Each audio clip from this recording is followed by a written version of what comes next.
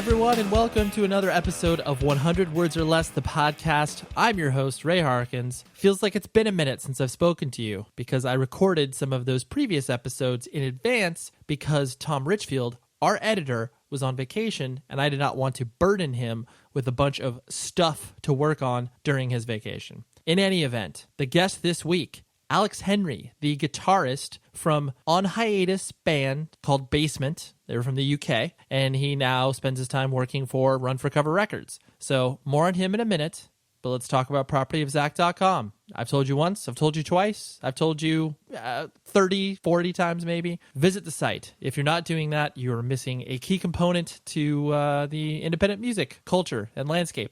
So check it out. You will become educated and know about all the latest and greatest in tours, reviews, music, blah, blah, blah. Visit there. You'll enjoy it. So I got to meet Tom Richfield, our editor, and it was great. We had some burritos, we talked, and it was awesome. So I just wanted to get that out of the way and say how excited I was to be working with a person, a completely different continent, but we were able to sit down and just immediately rap with one another just because, you know, we had this sort of common bond. Let's get some other business out of the way. Review the show. Visit the website. So if you go to iTunes, and I really have to give props to the people who have just thrown a bunch of reviews on there. Honestly, since the last time I recorded one of these, which was about 2 weeks ago, we've had 10 other reviews. You know, people like a dude named Kyle from Canada. I don't know, it just really resonated with me because he basically was like, yo, I'm a metal dude. I had no idea about a lot of this stuff that you're talking about, but it introduced me to, you know, this world and a whole different side of music. And holy shit, that could not be a higher compliment paid to the show because that's exactly what I want. I want to, you know, broaden your own landscape and your own understanding of music in the same fashion that, you know, was afforded to me either when I was younger or still currently. So, yes, Kyle from Canada, also Tony Madge, whatever the username on iTunes is called. He tossed in a great review and mentioned a few episodes like the Scott Vogel episode and the Frank Three Gun from Hatebreed episode, and also December's Edge. That's a pretty emotional name, but his comment really resonated with me as well because it spoke about putting his life in context in hearing all of these other people's experiences. And yeah, that's just really gratifying. Keep the reviews coming in. I will mention them. I do read them, and I really, really take them to heart. So visit the website, 100 Words Podcast. I was on vacation for a little bit, so the content was a little slow there, but it'll be picking up this week. So go there. You'll be able to find recommendations, books, movies, music, all that type of stuff, all that pop culture goodness that we all crave. So yes, Alex Henery. I became aware of him via his band Basement. They played a music festival that I helped run called Sound and Fury. They played, I want to say, in the 2011 edition. I can't recall exactly, but I was really excited because the band had originally their first record was kind of a, I don't know, small brown bikey sort of, you know, post-hardcore type stuff, but it really resonated with me. I liked it. I'm saying resonate a lot. I apologize. It really spoke to me.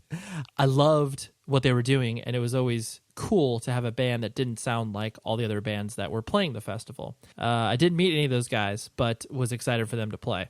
Then watched Basement as they developed over the years, and then they announced their hiatus, I think at some point in 2012. But Alex was very prolific in releasing visual representations of bands, commonly known as music videos, and his art that he created with that was really cool. Like, he's done a lot of music videos for people on the Run for Cover roster, like Turnover, but then he also put together a really compelling piece on the first and only U.S. tour that Basement did. I don't know. It was just really cool. So, by the way, he plays guitar. I mean, I don't know if that's relevant, but, well, I guess it is, because technically you should know what he does in the band. But, yeah, we had a great conversation. I think he was sitting in the Run for Cover office, if I'm not mistaken, and he was great to kind of talk about a bunch of different stuff that I didn't think we were going to hit on, but we did. So, here's the conversation. Here's Alex. I will talk to you after.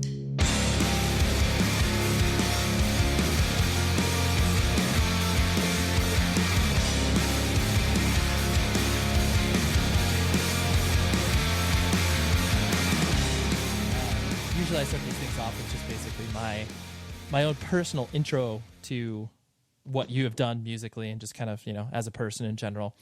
I just remember I think it was 2011. That's when Justin from Man Overboard was started to, I mean, I knew him prior to that, but he just started to tell me about you guys, Basement in general. And I listened to the first record and I really enjoyed what you guys did. It definitely didn't click with me until I saw you guys when we put you on Sound and Fury, because I helped do that festival. And once I saw you guys, I was kind of like, I get what you're doing. I don't know. For me, the first record didn't, I guess, capture, what exactly I think you guys were trying to do. I don't know if you agree with that or if that was just something that it's a band's first record. The thing that impressed me as well, and obviously this is definitely a trend that I see in general, because I'm 32 years old, so I'm by all definition of the term, like fucking old for this music. So anytime I view kids that are, when I say kids, I use that for everybody, but people under the age of 25 playing music that can resonate with people such as myself who are dead and buried. So it was like, I look at it from the perspective of like young guys playing old guy music, but can still translate to young kids, if that makes sense. Yeah, okay. Have you, and like, is that something that you have noticed yourself, where it's like you have your kids that are younger that can get into what you guys were doing, but then you had people who were a few years older and from kind of a quote unquote different generation understanding what you guys were doing as well? Yeah, I mean, I find that personally like a huge compliment because I guess people who are like older than us, I'm 23 of us are 24, turning 25 this year, and the other guys are 20 and 21. Mm-hmm. So yeah, I mean, to hear someone who's maybe even 5-10 years older than us to say they like our music, that for me is a huge compliment. I guess someone who I see them as people older, wiser, and sometimes people say, "Oh, yeah, I like your band," and I'm like, "Really?" Like, yeah, that's kind of cool. Because I mean, maybe only because our fan base is predominantly, it was with a younger market, which is cool, which is fine. But yeah, I guess people I kind of look up to who are a bit older, and then for them to say they still like our music, it's a nice thing to hear. As much as like you obviously want to appeal to your immediate peers and kids that are younger as the music scene continues, we as in, people involved in music, we get older, but the kids that go to shows stay the same age. Like, yeah. And so for you to like obviously be able to kind of hit both those things, like it's such a hard line to toe. And the fact that you guys did it, I was like, way to go. Way to not be a terrible band. Thanks. You're welcome. Yeah. So I usually like to start things off as well with just the, born and raised Ipswich, correct? Actually, I was born in the rival town over in Norwich, but I've lived in Ipswich, or at least in Suffolk, for pretty much all my life. And Ipswich is, I guess, the big town. I don't know. It's not a big town. There's nothing really happens. You have to kind of find cool things to do because there's not really much to do. People go to the nightclubs, people drink. You get in that like really vicious cycle of just doing nothing with your life. And like there's, I don't know, working in AXA insurance, which is like the main thing which a lot of young people end up doing. I actually ended up working there one summer before we went away on tour. In that few months I got that job, I was like, what the heck am I doing? This is actually soul crushing. I mean, we all had like part-time jobs with the band because we never went full-time. So it was always like get a job, then go on tour. Mm-hmm. And I think it was in that moment that I realized like I will do anything. I don't care. As long as I make enough money to survive, I will do anything that means I don't have to do this because I can't do this. Like I would wake up and be like, I don't want to have to get up. Like I don't want to have to go to this dead-end job. Even though I know it's for the summer, I don't even want to do it. And it paid well, but I didn't know what I was doing. Like I was with a bunch of other older guys. Even they were like, Alex, get the heck out of here. Like, what are you doing? Like they were like, live the rock and roll dream. I was like, dude, you have no idea. But I mean, I get what you're saying. Right. So yeah, Ipswich is like, actually everyone in the band has now moved out of Ipswich. I mean, I live in America now and the rest of the guys live in London. Mm-hmm. And there's always that fear of like not being that guy who gets stuck in Ipswich. And that's a genuine fear that we all had. No one wants to be stuck in Ipswich because it is seen as a dead end town. Like, no offense to all my, not no offense, because like it is a nice place to have, like I guess a family and stuff. That it's right near the countryside and it is really cool. But it's just being a young person, it is kind of tough to live there because there's just not a lot going on. Yeah, but, there's no culture. I mean, maybe. Well, it has culture. It's just like quiet, and there's a lot of like old people, and like it was in the news, and they reported it as Ipswich, the town that we forgot. That's the best way I can describe it. So. What? Yeah.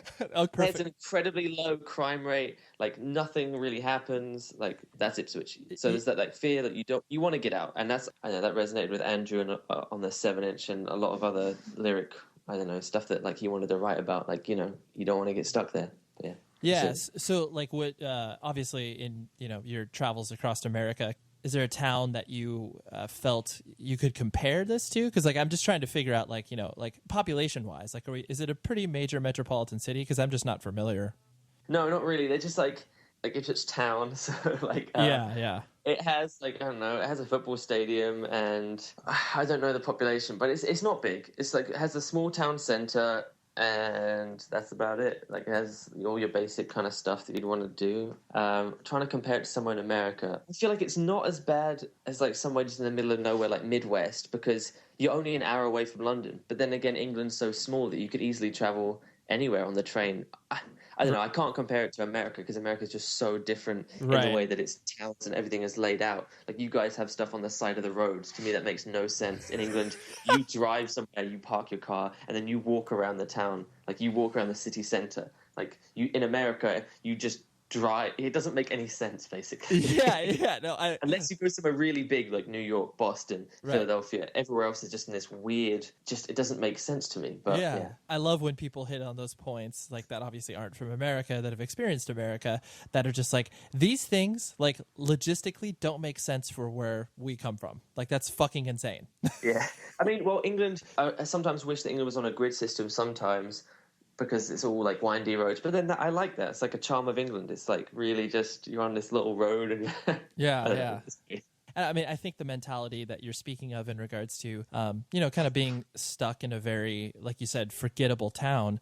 I think that's definitely a experience that is echoed by the Midwest. Exactly what you're talking about, where it's like this town that isn't necessarily bad to live in. Like there's okay things going on here, but I kind of want to see what else is out there. Yeah, definitely. And so when you were saying the insurance job, like what were you doing? Were you just like cold calling people to sell them insurance? No. Okay. I honestly don't even know what I was doing, but I'll try and explain it to you.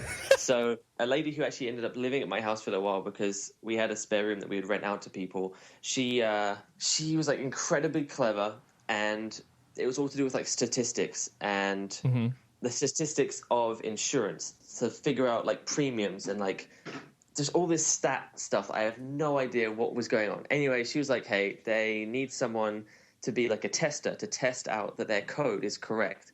So I was like, I know nothing about math. I know nothing about stats. Like, whatever, I'll go to the interview. So I dressed up in a suit, went down there. I was like, there's no way I'm going to get this job, but whatever. I went down. The lady was like, hi, nice to meet you, blah, blah, blah. And I just blagged it. And I don't think you have that word in America, but blag is to like not con your way, but just try and act like you know what you're talking about, but you don't. Right, and right. I was just honest. I didn't lie. She was like, so in an instant where statogram, blah, blah, blah, blah, blah. And I was like, had no idea what she was saying. I was like, obviously, you know that I haven't had experience in statistics and all this kind of stuff. But what I would suggest is, and I would just like kind of just make up an idea and like somehow word it that it was good and just kind of accent the fact that I'm good with people and people skills and I could work part of a team and I could learn quick and I was young, all that kind of rubbish. And I got the job and yeah, it like paid really well. But honestly, every day I would go in and just be like trying to kill time. I didn't know what I was doing and it was terrible. It was really terrible. But during that time, it was when we were planning to do our first ever US tour. Mm-hmm. I was just basically planning everything while I was at work, like sending emails, like ordering things, trying to figure things out. Like it was really, and then just trying not to get caught. And then eventually I just left. I was like, hey, I'm going to America. Like, yeah, see ya. That's perfect. They basically paid you to book Basement's American tour, which is great. Yeah, pretty much. But that job was definitely a turning point for me when I was like, okay, I will literally do anything other than this. Like, I would do anything to be creative.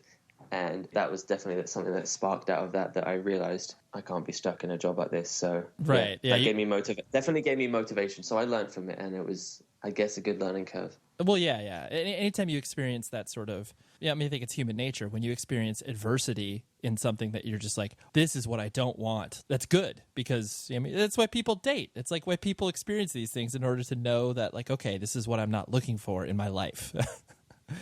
But I think, I was looking around at other guys there, and they were like, don't settle. I think people in life they've settled with these things because the job did pay my bills. I had money, I had a secure job, all that kind of stuff. And so I can understand why people settle with it totally. Like, but for me, it personally forced me to be like, right, I don't care about money. I don't care about the security. I just need to wake up every day and not hate myself and hate the job that I'm doing. I got to wake up every day and be excited and like psyched on what I'm doing. And I don't care how long it takes me. That's what I want to do. Yeah, because like you said, a lot of people go through their lives and they don't have that revelation until like they're 55 years old and like 5 years away from retiring. And then they start to like, oh, maybe I wasted like 35 years at this shit job or whatever. Yeah, but brothers and sisters, and what was like your family structure like? I have a younger brother, and actually both my parents remarried, and I actually have another younger brother. I hate calling him a half brother. He's my brother, and so he's like 5. He's awesome. He's grown up. I actually really miss him. Not being there to see him like grow up is actually kind of hard, but it's cool to like FaceTime the family and like see pictures of him and stuff. And I'm actually going back to the UK in like a week, so I'm excited to see all my family. And my other brother, who's like 21, he's getting married. So there's a lot of family stuff going on back home, which is cool that I'll be able to see everyone. But I grew up in a great family. Despite my parents like breaking up, like they get on super well. And how old were you when they split up? I was like probably honestly like 3 or 4, so I don't even remember it. All I've ever known is being in like just growing up with my mum and my brother. But yeah, so my parents were divorced at roughly the same age, and yet you don't remember that. So it's like whatever your existence is, as long as your parents are kind of like in your life, you don't know any different. You're not like, oh, this is what could have been. It's like that's that's not. I mean, I'm worth super it. blessed because I hear people talking about like their mum tries to make them hate their dad, and their dad makes them hate their mum, and I just had like your dad loves you, your mum loves you, like, and they were always civil whenever they'd see each other. There was never any problem. If anything, the only problem that arose from that was I really hoped that they'd get back together. Like that was the only thing, but that's nothing compared to people who don't even like, I don't know, don't have parents or their parents don't get on. And so I've been really blessed with like a great family life, and I'm really grateful to both my parents for like being just so awesome about it, and my stepdad and my stepmom, who especially when my mom started like dating Graham, who's my stepdad, I gave him hell. Me and my brother, like, I can imagine. Like we were so like it was so hard to take. Like, here's another guy coming into our life. It's always been the 3 of us. It's always been just our mom is our mom, and no one can take her away from us. And we honestly felt like, no, like we don't like you. You're a nerd. You're really clever. Like you're not sporty. You don't do cool stuff. And so we were really mean to him, but as time grew on and as I matured and got older and realized, I want my mum to be happy, and realizing that he's an awesome guy. I don't know. He's like the best guy ever. He's one of the smartest people I've ever met in my whole life. And again, really happy to have him in my life as well. So yeah, super blessed. I think your reaction is definitely, as far as a new person coming in, you're like, dude, you're going to upset the balance of stuff. Like this is the way that it worked for so long. So it was hard because I was like, yeah, you're a young kid. Like, you're like, what the heck? Right. This is meant to be just the 3 of us against the world, you know what I mean? And then someone else comes along who takes, like, that attention, you know what I mean? It works out, and she's happy, and that's more important to me. For sure. And what did your parents do for a living? My mom is a lawyer. My stepdad is a judge. My real dad, he's a headmaster of a school, and my stepmom is a teacher as well. Oh, that's a very you have a wide spread of careers that could have been introduced to you. Yeah. I mean, my mom kind of I thought they're pushing me for law. They thought that'd be cool for me, and I was like, no, I don't think I could do that. There's too much work to take home every night. And then my dad is a teacher and a headmaster now. But and I guess I saw that as like a backup. Like, yeah, I guess I could always be a teacher, but I was never passionate about it. So, but I always saw that as like, I guess. Right. But I was like not psyched on that idea really. I was like, oh, whatever, we'll see. But yeah, didn't follow after either of them, but definitely took skills from them as I grew up. Right. Would you say that you spent most of your formative years? And when I say formative years, like, once you started to go to, because do you call high school secondary, or is that college? Yeah, but high school. Yeah, high school, secondary school. Okay. So I imagine like in, your formative years in high school, is that kind of when you started to get into music, and like when did that start to become a part of your life? Yeah. So actually, in the house that I was raised, my mom hated any music that wasn't classical or like worship music. So I didn't really ever listen to any punk rock. Actually, the word punk actually scared me. I just imagined like screaming, scary people, and I was like, had no idea. So when my friend first showed me Green Day and he told me they were a punk band, I don't even think he said pop punk. He just said they were a punk band. I was like, there's no way I'm going to like this. Like, this is going to be like scary music. And so when I listened to Dookie for the first time, I was like, I don't understand. This sounds like pop. Like, he's singing. Like, there's there's so much melody. I didn't get it. Like, and I was like, I thought you said this was punk. And then that's when I started like understanding like what punk was, and people started showing me more and more bands. But the approach that I had was the bands I listened to definitely had to have melody. They definitely had to have something that could attract me, because that's all I'd ever heard. So bands like Green Day, the Ataris, Vandals, and then I guess later on bands like Pearl Jam. I don't know, I can go on. The Red Hot Chili Peppers. Like, there's just so many that I was like, okay, I was getting into that through those kind of bands. You know what I mean? It was very different to most kids who were listening to like Funeral for a Friend, Lost Prophets, like these kind of maybe rockier, heavier bands. Didn't really get it at first. And I imagine this was probably like what, late 90s? Yeah. Which is interesting because obviously it's like all those things you're mentioning. I mean, they obviously resonate with me as well, but that's just because I was like, I was 12 in 1992, so that was like when everything started to happen, especially from Pearl Jam. But then, I remember Green Day Dookie coming out and obviously, blowing my mind. But it's cool that you had that experience, except the joke always is that the rest of the world is always a few years behind America, like just and so that kind of rings true where it's like, oh yeah, the UK, like even though you're cutting edge and obviously know some things like pretty well, that, there's still a few year gap where it's like, oh yeah, Dookie, like this is the hot shit in 99. But it's like, it probably was even like early 2000s for me, because again, I don't know what I'm trying to think. It's almost, I can almost remember not really being into not being into music. That my friend came around and they were like, "Where are all your CDs?" And I was like, "What do you mean?" And they were looking at my CD rack and they were like, why is like, and it was just like weird. I don't even know what it was. Like, it was just stuff that they were like, where's, and they're like, right. So they started burning me CDs. My friend Tom and Fran would come around and they'd leave me more compilations like Punkorama. They'd just leave that. They'd leave like just so many bands and like show me more and more and more. And so that's where it all started in high school. So, that's incredible. And so when you say worship music, like were your parents pretty religious and they raised you as such? Yeah. Like I grew up in a Christian family, both my mom and my dad. Yeah, that's just like been a formative thing on my life, and something that I still like hold dear. And so you still identify with? Yeah, I'm a Christian. I go to church. Like, actually, that's weird. That sounds lame. You don't have to be a Christian to go to church. But no. Like, you know what I mean? I hate that. Yeah. Like, it's a weird thing to say. Like, yeah, I'm a Christian. Like, no, it's the confines of this music scene. It's definitely one of those things where it's like there's judgment that is cast upon that. Oh, yeah. That label. Definitely. Yeah, that label, and it definitely. Obviously, it's not the most popular of opinions, and so it's like anytime you run across a person where it's like, even if they mention that they are, quote unquote spiritual, like they believe in something greater than what's right in front of them, people are kind of like, yo, really? Like, don't you know that shit's a myth or whatever? Like, And so, yeah, dude. I mean, dude, I see tweets every day. Like, it'll be crazy. I'll just see someone post like something like crazy about something, or some crazy story about some wacko kind of Christian, or I don't know. They'll just say something crazy. And like,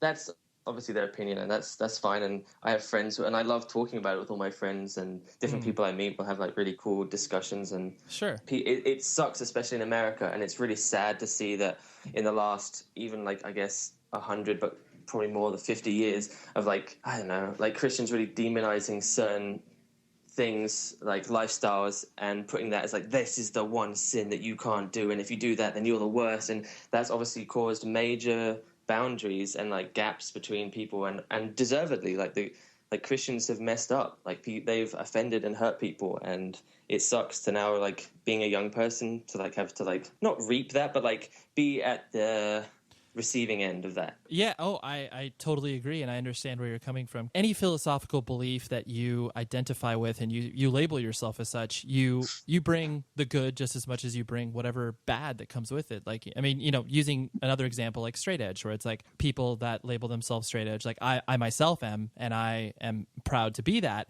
But there's obviously a vocal minority of people who, feel that straight edge has a lot of connections with, violence. And I've never gotten a fight in my entire life. Like, I don't, that's not me. But that is something you have to address, because people bring that up and you're like, well, yeah, that's not me. I don't beat people up with grocery dividers. Like, Yeah.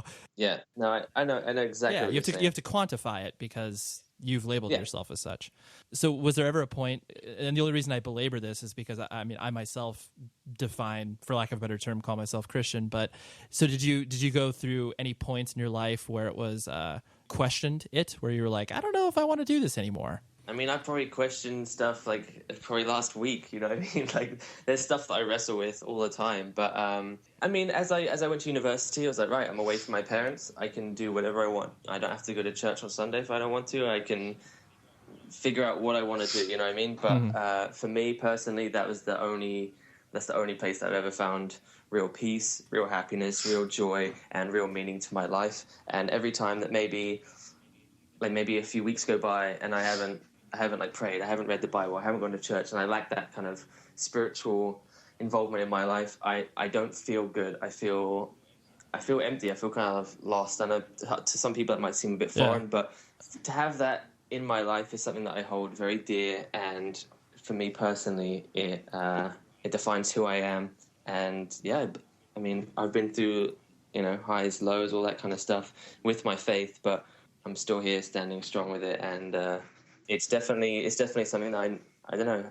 It's people like, it's not real, man. It's like, you're crazy. I'm like, well, there's things in my life you can't take away those experiences. You can't take away the things that have happened to you. You know what I mean? And then no matter what, they try and bring up facts and all that kind of stuff. But at the end of the day, the most important thing, and I think most, I guess Christians will say, it's the personal relationship that you've had, and it's the things with your faith where you've just seen, this is just real for me. And no matter what anyone says, that defines who I am, and that is truth. Well, no, so yeah, for me, that's something that is like. But there's obviously things every day I'll be thinking about, like, oh, what about this? Or like, I'll think about something else. And like, there'll be little things I have to, like, I don't know, think about. And then I guess I'll talk to someone, I'll give someone a call, and then we'll like talk about it. And yeah, because you're obviously coming from a non-judgmental place, and like, this is your experience, this is your truth, whatever you define it as. And like, that summarizes who you are as a person just as much as, being, an atheist defines another person. It's like, that's just a reality. That's their reality. I know. And it's cool to have those conversations with people. Like, I remember the first time, I think it was the first time I ever went on tours with the Wandiers. And I feel like coming out of that tour, like, I was like, right, if I can handle this, of them being like especially Michael Kennedy and Dan Campbell both being very strong, fervent atheists, and them being like, you're literally crazy. And me being on tour with them for like a few months across the whole US, and then coming off that tour and be like, you know what, I survived that. I think I can survive anything. You know what I mean? Like, my faith is like, to go through them being like, they would be so psyched if I called them up one day. I was like, hey man, like, yeah, you know what, you're right. I'm not a Christian anymore. They'd be like, they'd have like a party call. But it's like, they're like some good friends that I've known for years. And every time we see each other, we talk, and it's great. And, well, yeah, you know what I mean? It's like, we can, I hate to use it like coexist or whatever, but like, you know, we can have great relationships with people of faith and non-faith, and it's cool to know that. And I've had numerous conversations with all my friends, and it's nice. It's good. It's healthy. No, I mean, there's a borderline of respect, and that's like ultimately that's how the dialogue should be in the quote unquote real world, because we obviously are in a scene in which different beliefs and different ideas are more freely expressed than the mainstream world or whatever. So yeah, that's how everybody it should just be that level of discussion where it's like, okay, well, we agree to disagree. You go your way, I'll go mine. That's it. Yeah, and like, it's just easy when we can just have like a good conversation without anyone raising their voice, without anyone shouting, and we can get like emotionally invested in our argument of what we're saying or like what we're talking about. But at the end of the day, like, we've always ended our conversations like being friends, and right. I guess at worst comes to worst, it's like, okay, I'll agree to disagree. Yeah. You know what I mean? But most of the time, it's like, I'm listening to them, they're listening to me, and it's cool. Sometimes when I hear someone, they'd be like, well, what about this? And I'd be like, honestly, I don't have an answer for that. Hey, you know what? I'm going to read up on that, or like try and get you an answer, and I'll try and come back and like say like, hey, this is how I could maybe answer that, or, oh, by the way, like, you know what I mean? Like, sometimes it's like, there isn't an answer for everything. Like, right. So it's cool just to have that. And yeah, I know. Just to respect each other. Yeah, it's great. I wish people were more like that in the scene, especially hardcore, because you see people get on stage and be like, I don't know, they'll just say something crazy. Like, people who fall to their knees and pray to God, or like say like all this mean stuff. And it's like, there's probably a young kid in there who's maybe that's his first show, and he's like, what the heck? Well, I'm definitely not coming back now. But I understand your point. It's intimidating when a person older than you is telling you to not be something, and you're like, yeah, I agree. Yeah, I mean, just think about how bummed if it was the reverse. If you went to a show and they're like, if you're not it just lives up to everything that they're protesting against. Yeah. I don't know. whatever, each to their own. But I always just find that it's kind of lame when people take the stage and use it to try and either belittle someone or be like, no, this is the way that we live our life. I thought hardcore was about being like having open minds, but let's not go down that road. Right. But... Oh, no. Your point is completely taken. I totally understand where you're coming from. It's like you're not targeting people for saying they can't express their beliefs on stage, but there is a difference saying that this is, to borrow quotes from the Bible, this is the way, the truth, and the light. Like everything else is the fucking worst thing of all time. And so that's not how it should be within what you're doing within the independent music culture. Going back to, when your friends were basically dropping you off burned CDs and kind of exposing you to that, did you have a sense that you wanted to play in a band? Like when did that peak its head in? I always wanted to play guitar. So my mom used to play this old like Spanish Latin guitar with nylon strings. She'd play that and sing us to sleep. And so I always had a guitar in my life. So I started just learning that at school in primary school. So I'd always had just the idea of playing guitar. I never thought in my life that, even through high school, I never thought I could ever write a song. I had no idea. All I'd ever do was just, learn tabs off the internet and play a few songs and a few scales, all that kind of stuff. So I was a competent guitar player. I had no idea how you write a song. And it wasn't until I went away to university, and I really haven't written a song all the way up to university. And Andrew was showing me demos for Basement. He'd been in a bunch of bands, and I thought it was amazing, and I kind of wished I could be in a band, but I was how would you even go about doing that? You know what I mean? I just didn't think I was talented enough. I didn't think I was a good enough guitar player to figure that kind of stuff out. But so he started sending me these kind of really rough demos, and at the time I was playing bass for the band. I was kind of noodling over once I learned the chords, and I guess that was the first time I'd ever written anything, when I was writing these really simple, dumb little bass lines over the tracks. And that's where it all came from. And then eventually for the 7-inch I'd written my first song, and then strangely enough it just went from there. I don't know how, it just suddenly started to click, and then I started writing more and more, and then became one of the main writers in the band with all of it. It's just weird to think back when I couldn't even write a song. I didn't know how that worked.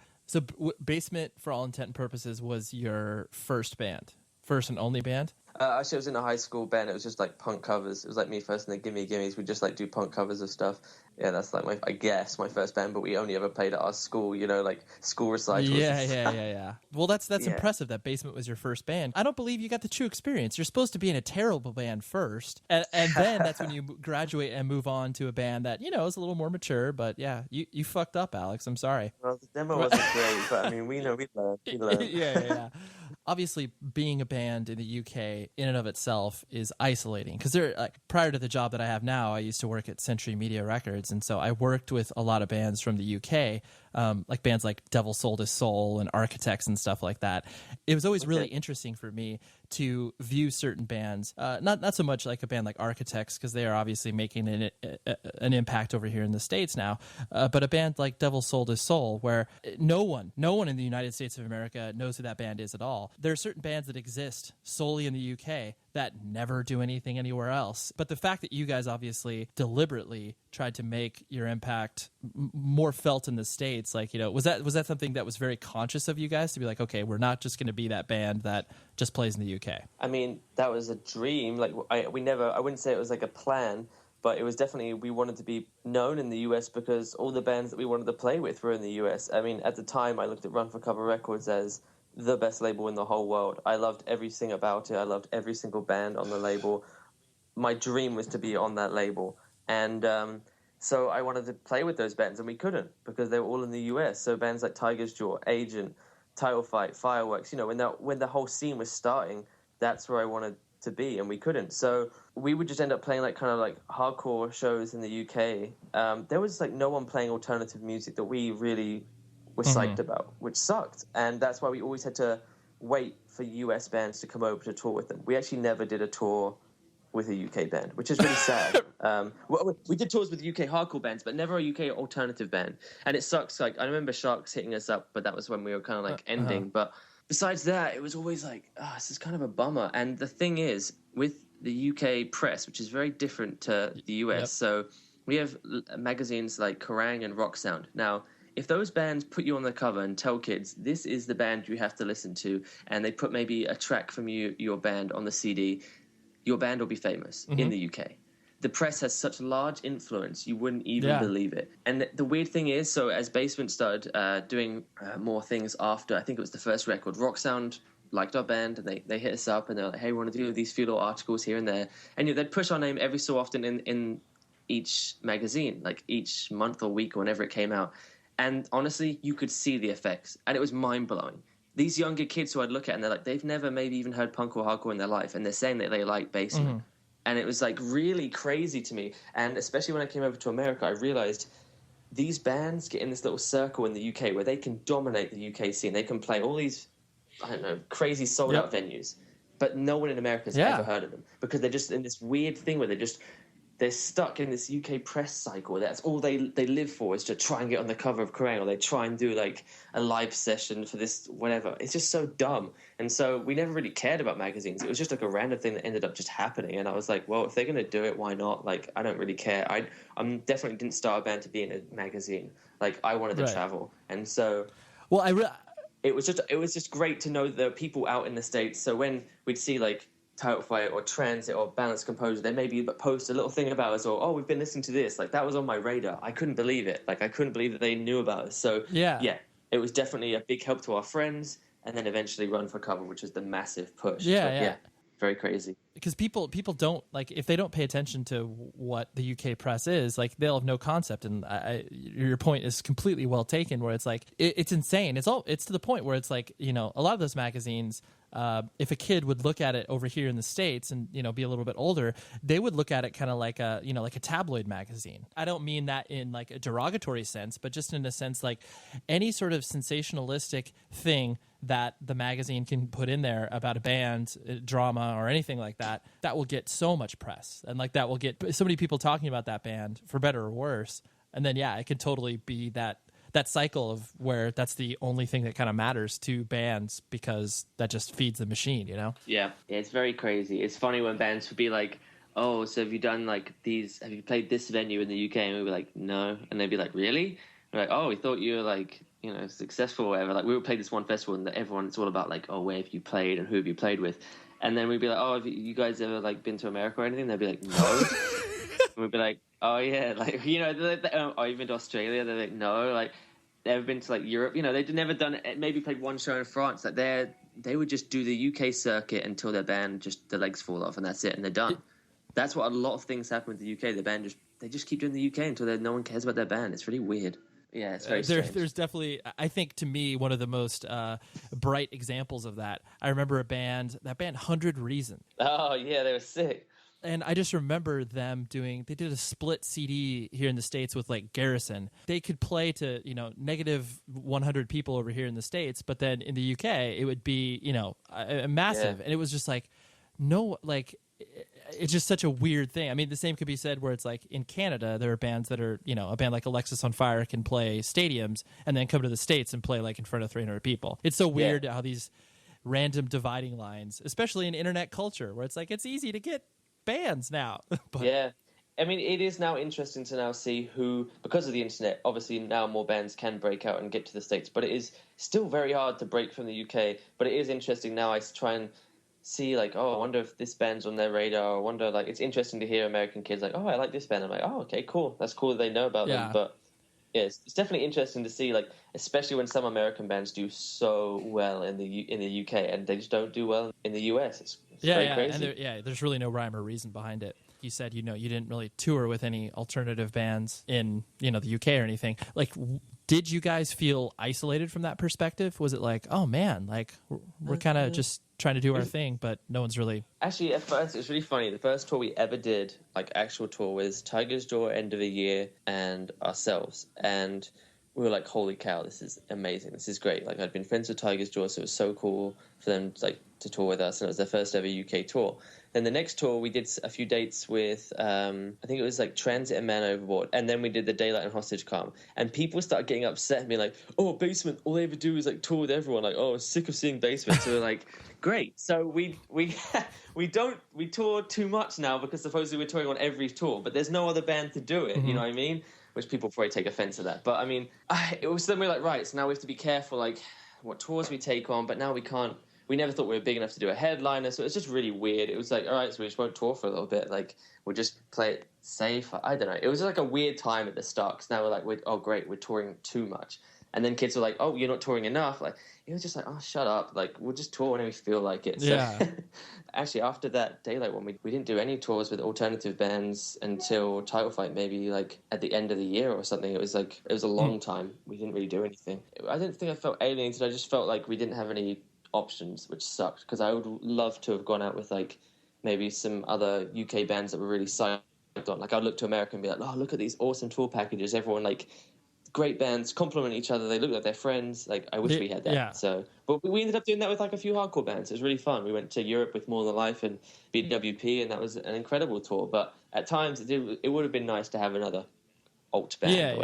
A band that sonically sounds kind of like what you guys are doing. Once I became aware of the work that you did video wise as well, there's something that's so distinct about when a person can capture a feeling on camera. And I think like the two parts that you did on, well, first US tour was so interesting, because I really liked how you tried to capture just the general feeling. It wasn't like, oh dude, the shows are fucking incredible. Like, it was like, we are strangers in a strange land, and this is such a unique experience. And I just thought it came across really well. Yeah. Thanks, man. I actually, that was the whole point of it. I'd seen so many bands like, day one, we're here, we're killing it, we're playing to thousands of kids, we're the big dogs. I was like, that is so lame. Like, and they just they would like get little clips of like everyone clapping and make everyone look like they care about their band. I was like, you know what? Let's make a video that has no video of us playing. Let's make a video that has nothing to do with being in a band. Let's just put this out of the most important thing about me being in that band was that we're friends and that we love going out and exploring and doing cool stuff. So I was like, you know what? This is really what touring with us would be like if you were here. You know what I mean? And obviously I just wanted to capture it. We're going to America. No one goes to America. Like, we're just a dumb little band who somehow raised enough money to buy our flights. You know what I mean? Yeah. So I was like, of course I got to film this. And at times I didn't want to film. That's why there's not that many clips. I exhausted every clip in those videos because all I wanted to do was have fun. And it was almost a chore to pick up the camera and film it. Because I was like, I just want to be having fun. So luckily, I'm glad I did actually end up filming some stuff, because I can always look back on it, always, and be like, wow, that was the best. Especially, I mean, this could be said about family vacations, where it's like the intentions to capture things are so great at the beginning. But then when you're actually in the middle of something and it caught, like, you know, it's essentially work to do that sort of stuff. And then you're just like, but no, I don't want to do that, because I want to be there in the moment and experience that. Yeah, I want to be in on it. Yeah. And yeah, I'm sure it was a struggle for you the entire time. Yeah, I was like, I don't want to, like, especially when we're at the beach, the last thing I wanted to do was film. Like, I just wanted to just get in the water and have a good time. And I don't know, numerous times I was like, but then I look back and I was like, oh, why didn't I film more? Like, I got really bummed. I was like, there were so many things I missed, like, that we did. And I think I mentioned it right at the end of the video, like, but I can't capture everything, you know what I mean? Like, I had to, you got to just live it, you know what I mean? It's not about like, oh, we've got to capture this crazy moment and make it look like we're having so much fun. That was just natural. Like, I just picked up my camera when I felt like it. And well, I think it speaks too to a lot of, I mean, obviously the culture we live in currently, where if you have not taken a photo, an Instagram photo of a show that you went to or an experience that you had, it didn't exist. It's always, you know, I mean, I can't remember. I was talking to a friend and like we were joking around where it's like the best moments in your life are the ones that you don't think to pull out a camera or a phone or whatever. And that's just because you're so in the moment and present. Yeah, it's crazy when you think about it, like how much technology has dominated our life, and especially documenting when we're having fun and like trying to make people feel like, oh, I wish I was there. You know what I mean? And everyone falls to that. You know what I mean? Like, you always want to post like, look, we're having so much fun. This is so cool. And it is really crazy when you think about it. You're kind of like showing it. You're like, I don't know. You want to like almost fool people that you're having like the best time. Like, oh, I wish. Yeah, no, it's like my life is so interesting. Totally. I am obviously the coolest person that you don't know. So check this out. Yeah. It's almost made people more lazy with touring, I think, with like capturing it, because I can just post an Instagram picture, or I can just post a little Vine video, or I don't know, something like that, which is almost taken away from it. I know a few people who are doing really good things. Like my friend runs like a filming. His name is Git Deluxe. His name's Tom, and Tom Welsh, and he does incredible tour. Like, he's the number one guy for tour updates, and like capturing people going on tour. He does very different style to myself, but he's doing really cool stuff. And it'd be nice to see other people in the US, particularly the US, because I don't really see that many tour updates. So maybe friends of bands or kids who go out with their friend's band, and like just to see a really cool edit of like, I don't know, what it was like. I just haven't seen anyone do that yet, and it'd be kind of cool if like, I don't know, if there's someone out there, they should do it. Jump in the van, grab your camera, and just film it. It's a capturing a feeling, and that is such a difficult thing to put to tape because it's an intangible thing that's difficult to harness. So, you know, you released your first record on Run for Cover, and that kind of started to give you the ability to tour and everything like that. When did you start to notice that people, like you said, you know, bands started to tweet at you guys or, you know, communicate with you guys on social networks, started to tour the UK with them? When did you notice that it was like, this is very strange that people are really paying attention to what we're doing? Like, when did that sort of like, if there was, I mean, it doesn't have to be a definitive moment, but just that. Yeah. I mean, there were little moments where it happened when I was like, oh, cool, like, we just sold out our first press of our 7-inch. That's cool. But then I kept thinking of that in like thinking about just the UK. You know what I mean? I'm trying to think when it first hit me. Like, okay, there's two moments. One, when we started getting reviews from the first record, and I saw that kids were like reacting to it well. And I can't say it's one moment because every moment would top the next moment, and there'd be like another little moment, and I'd be like, oh, that's weird. I didn't know that kids cared about that, or oh, I didn't know that people like that. But I can tell you honestly, it never really felt like I was in a band. I know it sounds really weird and people might think that I'm making it up, but the whole time I was just like, we're just 5 friends who just like somehow started writing music. And it was always a weird feeling. But the first time I ever felt like, oh, I'm actually in a band was when I went to Australia and we did our first ever headline tour. And I was expecting no one to be there, and it was the best shows I've ever played. And kids were like, and this sounds corny, but like kids wanted like photos and like autographs and stuff. And like we'd never dealt with that kind of stuff. And at first, Andrew, I remember particularly, was like, I don't want to do this. Like, this is not why I'm in a band. Right. And like, why do they want a photo? I'm just a normal person. And I was like, dude, they're obviously like younger kids, and like to them that means a lot. You know what I mean? And like, it's not hurting anyone. It's a weird thing to battle, and I don't really have to explain it unless you're in a band. Yeah. And you have to deal with that kind of stuff because it is kind of weird. But it's coming from a place of good nature. Like the kid wants that photo, and you can cut this bit out. It's just stupid. But you know what I mean? Like it's a weird thing to deal with. Like why would you want a picture with me? I'm just a normal kid. But in Australia, it was just like, holy cow, we're actually in a band that people care about. We've flown around the other side of the world. There are hundreds of kids here to see us play. We just sold all our merch. Yeah. And now kids are like psyched to say what's up. This is weird. Like, this is okay. People care. It's very weird. I completely understand because I definitely had that same experience because I've been lucky enough to tour Japan a few times with bands I used to play in, and I mean I think that comes from the whole like the idea of like photographs and autographs and like that comes from a place of sort of like punk rock guilt where you're just like I am not the person you think I am, and also it's like accepting that you're like saying to that person, yeah, I'll take that photo, or accepting like, yeah, I'm in a band. It's almost like you're being arrogant. You feel like you're being arrogant. Like, yes, they deserve to have a picture with me. It's like obviously you don't think that, but that goes through your head. Like, why am I letting someone take a picture? It's not that deep when it gets down to it. But when you first experience it, it's just a bit different, and it feels a bit awkward. You don't know what to do, like. Because it comes from a place, and I'm speaking more so internationally. Like in the States, it's definitely a different, like going to Warped Tour and having kids want autographs is a different vibe than, going to Japan or going to Australia and having, it just comes from a genuine feeling of wanting to add to the experience that they're having, as opposed to like, oh, I need a signature of, this singer of this band because he's fucking hot or whatever. Yeah, but that's the thing. You kind of think about that at the same time, like you thinking about like, I don't know, some horrible band at Warped Tour like taking advantage of like 15-year-old like fans, you know what I mean? Like that they're like, they know that kids want their photos. They'll be like, hey, meet us out at the merch booth in 10 minutes. I'm not wearing a t-shirt. Like, let's take some pictures. Like that feeling kind of crosses your mind. Like, am I like kind of as bad as this guy? But it's not. It's just at first it was kind of hard to accept. It was just like kind of weird. It was definitely foreign to us. Once it just started happening and you're like, okay, this is fine. I think it's an experience that's it's valid for people to hear because it is unnerving initially because you don't know what to do with it. But then, once you realize where it's coming from, you're like, okay, this is good. Like, I'm okay with this. Yeah, and I guess just as last thing, I don't want to say too much. I never wanted to do that when I was a kid, I don't think. Maybe it's because I didn't go to that many shows, but actually that's probably a lie. I don't know. Maybe I did. I just don't remember myself ever having any photos of anyone in a band. Yeah. Maybe I was too shy. I don't know.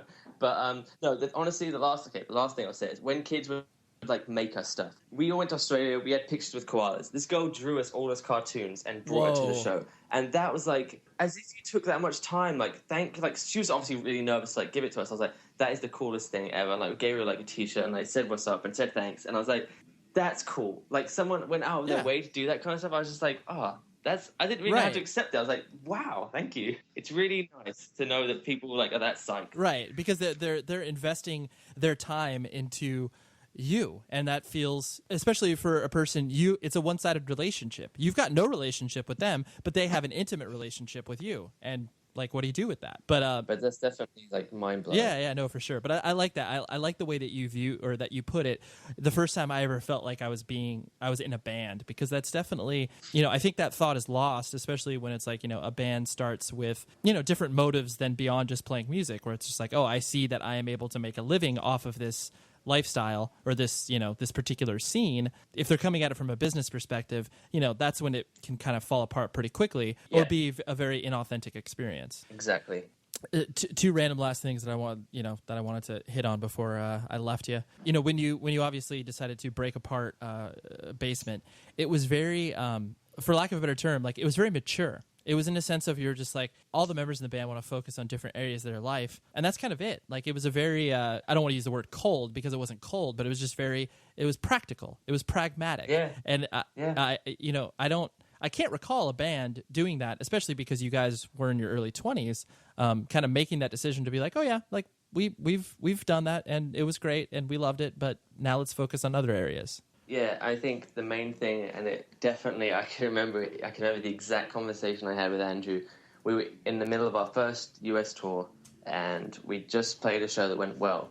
And I said to him, like, what's the deal? What's the deal when we get home? Like, are we going full time? Like, I know that'd been mentioned. And at the same time, I knew that he was super worried about his career, his life. We both graduated college, and he'd had like 2 years off, like finished. And this was my first year. So he's been a while not having a real career, doing like whatever jobs.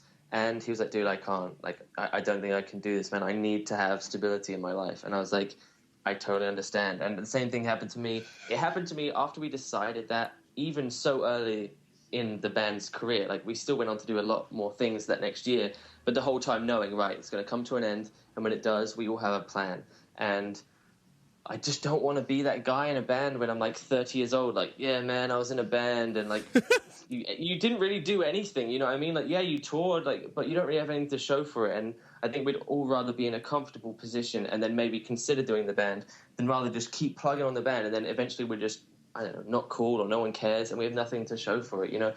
There's a real life out there, and people get sucked into the band world, which almost isn't real. Like, it isn't. Is that really going to pay the bills for your family? Are you really going to be able to afford like a mortgage on a home? And like, people are thinking, oh, you're such an old man. Like, these are real things you have to think about when you grow up. There's something that we took very seriously. Yeah. So it was definitely like, hey, you know what? Andrew went off. He's a teacher now. Andrew has his degree. I'm so proud of him. And it's so cool to know that he's like a teacher. Like, it's so cool. And if ever we decide like, hey, you know what, we have time to do this, then we can, because we're all in a great position.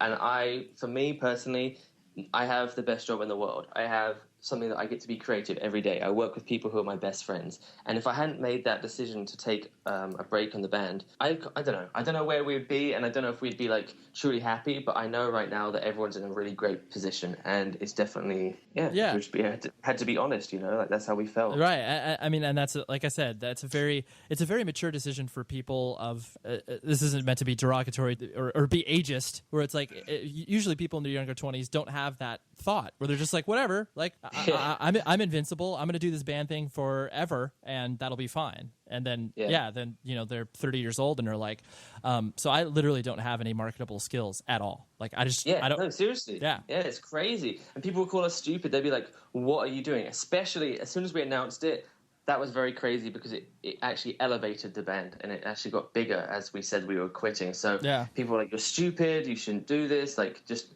People won't care, just change your mind. And we're like, no, we can't. Like,